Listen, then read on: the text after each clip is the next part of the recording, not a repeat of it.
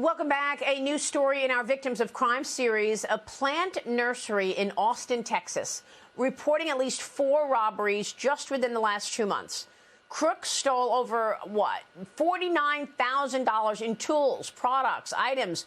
They even got away with a forklift. Joining me right now is the owner of Garden 17. Tell us your story. We've been putting a focus on all of this crime and trying to understand what is triggering it and why won't it stop, Rodney? To be honest, I don't really know.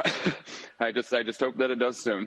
Like you mentioned, we've had 4 break-ins in the last 2 months. It's been really difficult. Everything from product disappearing to damage to our store itself.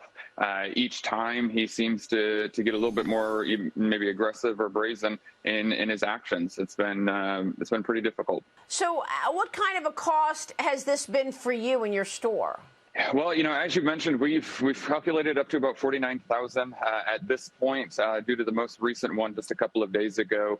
As we continue to make those adjustments and repairs, I would say we're up to about $54,000 at this point, unfortunately. It's a difficult one hopping around. We're still waiting on insurance reimbursements and such, and being a small business, being out that much cash is really difficult for a small business like us. Well, what are you going to do about it? And are you putting new precautions in place with the nursery to prevent this happening again? What has law enforcement done about it as well? Yeah, we're doing everything we can on our side, right? I mean, unfortunately, we're having to break down displays and put them inside, which means labor to reset them up the next day, et cetera.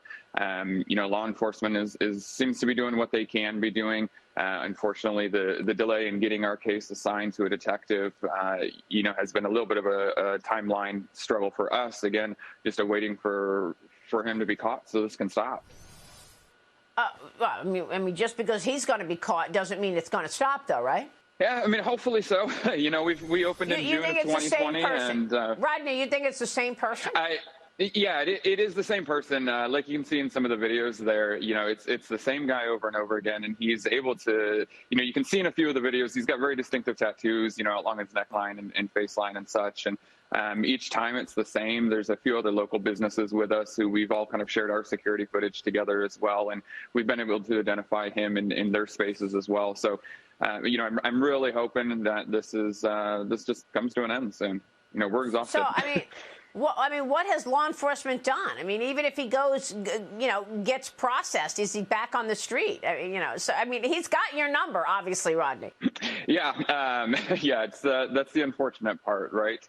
We're doing things like adding additional lighting along our perimeter, hoping to deter him. We've gotten, about 6 additional cameras added in at this point. We're planning to add about another 6 to 8 on the property as we continue to learn areas of vulnerability for us, right? We will pray for you and your store, Rodney Stoutinger.